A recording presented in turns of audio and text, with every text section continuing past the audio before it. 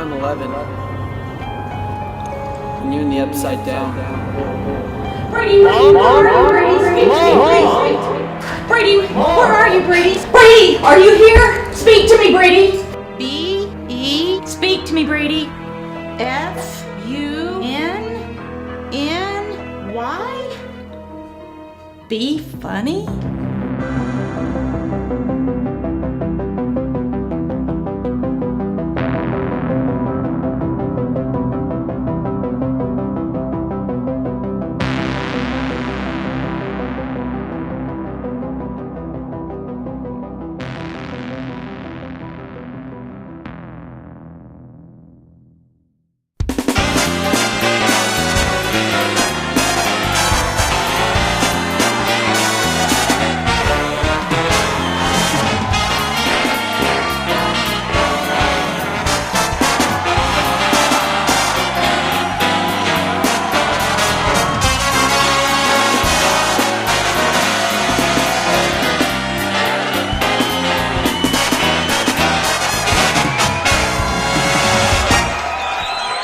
What's going on, everybody? Welcome, ladies and gentlemen, to the mid-morning after 10 but still just before lunch show. I'm your host, Brady Powers, and we got a really great show for you today. The 59th annual Grammy Awards show takes place on Sunday.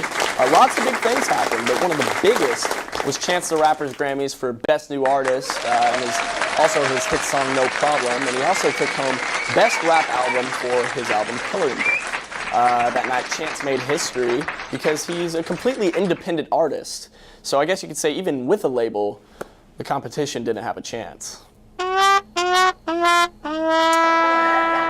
There were many other artists who performed and won awards, but even some of the artists who didn't win anything stood out on the red carpet, such as CeeLo Green. I guess he was using the philosophy that, if you can't win an award, you might as well look like one. He kind of looks like he's ready to fight Nacho Libre, too. Hey, I see the resemblance, too. Is that Ramses? Is that Ramses. I think that's CeeLo Green. What are we going to do with you? So this week, the National Security Advisor, Michael Flynn, resigned after just 24 days on the job, which is pretty quick if you ask me. So the mid-morning staff and I, we kind of wanted to pick each other's brains apart, kind of come up with a little list of some things that maybe lasted longer than his job. For example, the taste of juicy fruit. Juicy fruit, the taste is gonna move ya. Or how about you, Ryan? You got anything? 8 seconds on a bull named Fu Manchu. 2.7 seconds on a bull named Fu Manchu. Oh, that one's good. Ty, what do you got? I was thinking Kim Kardashian's first marriage. Oh. Her first marriage was pretty short, and I was thinking maybe the Atlanta Falcons Super Bowl merchandise.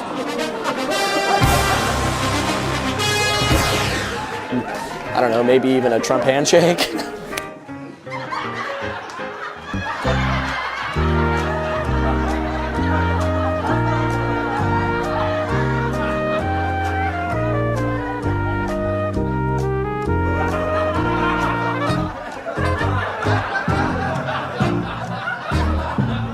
Well, guys, we're going to have a great show. We're going to be interviewing Kellie Raspberry later on from the Kidd Kraddick Morning Show on 106.1. Everybody, please stay tuned. Let's kick it to Ty Bowman, the Sackland Symphony.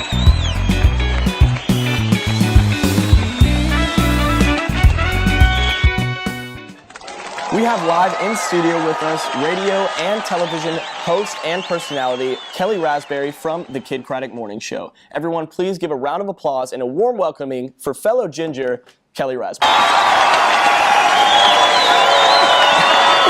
you doing? Thank you for being back. Appreciate it. Having a good day so far? Wonderful. Your campus is so gorgeous. I feel like I'm at the mall. I feel right at home. Appreciate it. We love it here at Prosper. We take pride in a lot of stuff. You should be very proud of it.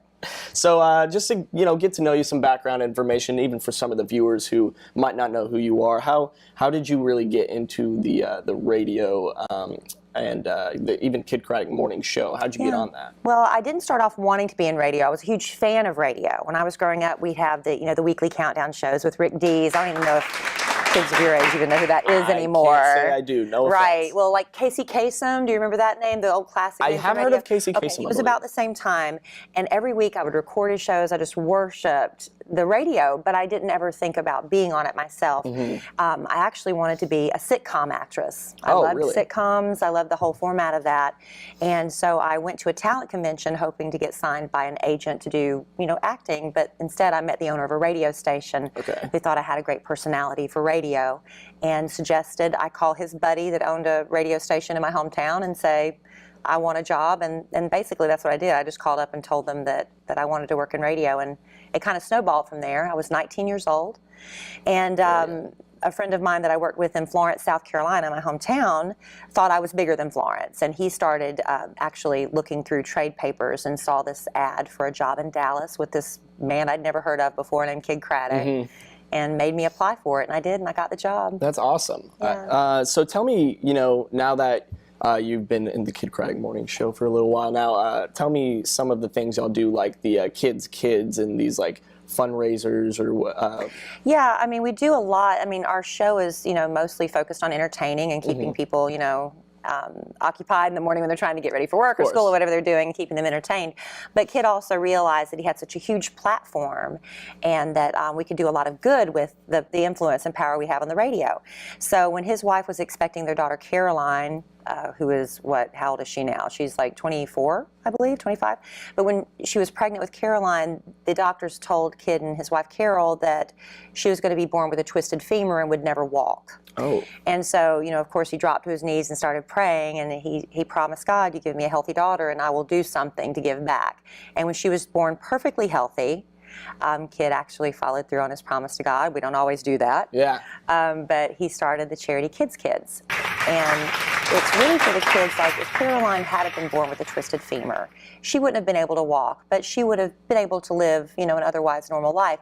So his original idea for Kids Kids was for the kids who fell through the cracks of like a Make-A-Wish Foundation. Okay. Those kids necessarily they're terminal, but they're not necessarily going to, the kids weren't necessarily going to pass away. So that's the way it was initially started. And now it envelops children who have chronic or terminal illnesses and their immediate families. So we take the entire family, this all expenses paid trip to Disney World every year. That's awesome. Yeah. That's an incredible story too. Like his daughter being born perfectly healthy, and then coming through, kind of giving back with his show and everything. Right, and his initial intention, he knew one day he'd be retiring from radio, but he still wanted the charity to continue beyond him.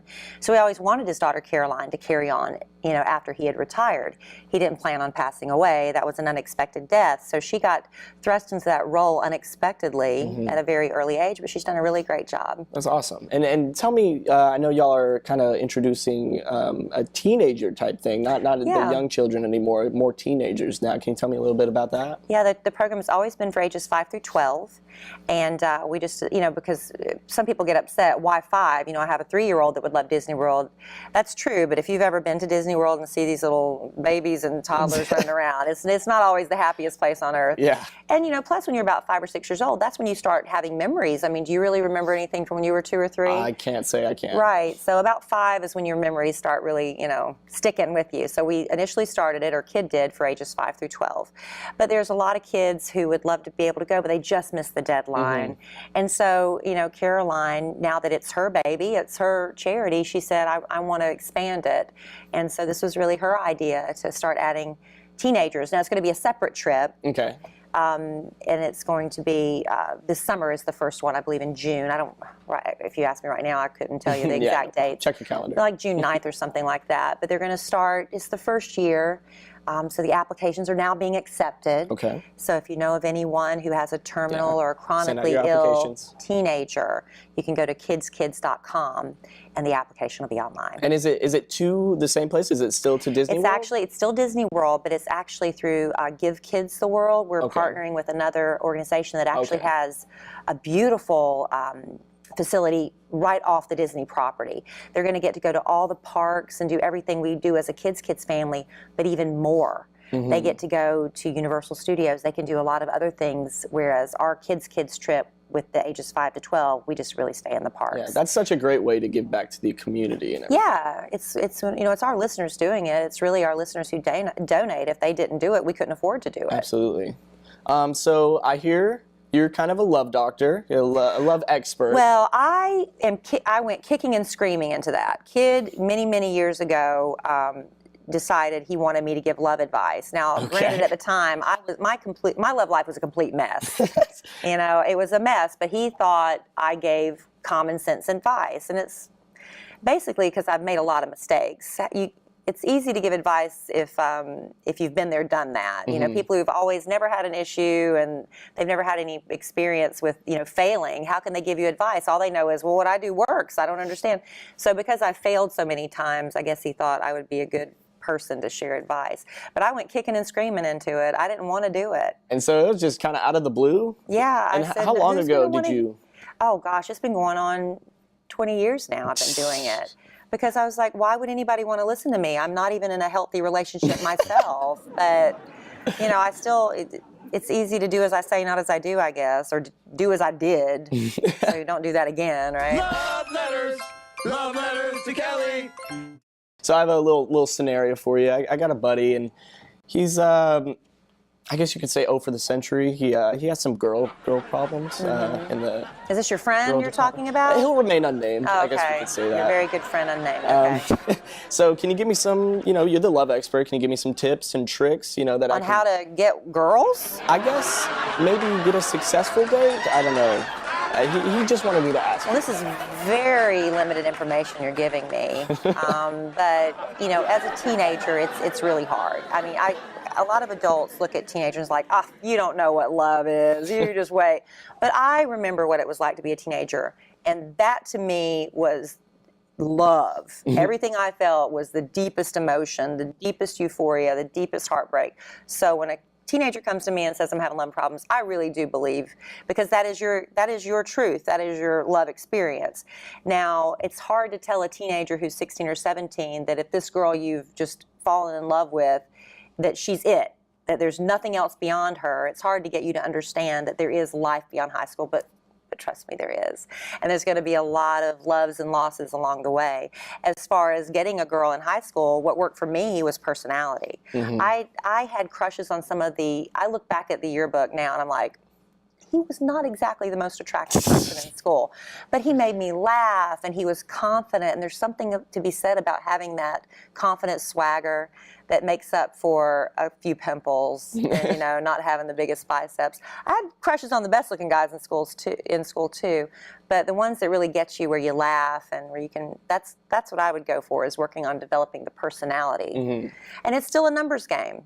You know, he may have asked 100 girls and 100 of them said no, but 137th might say yes. 137. So you just keep going.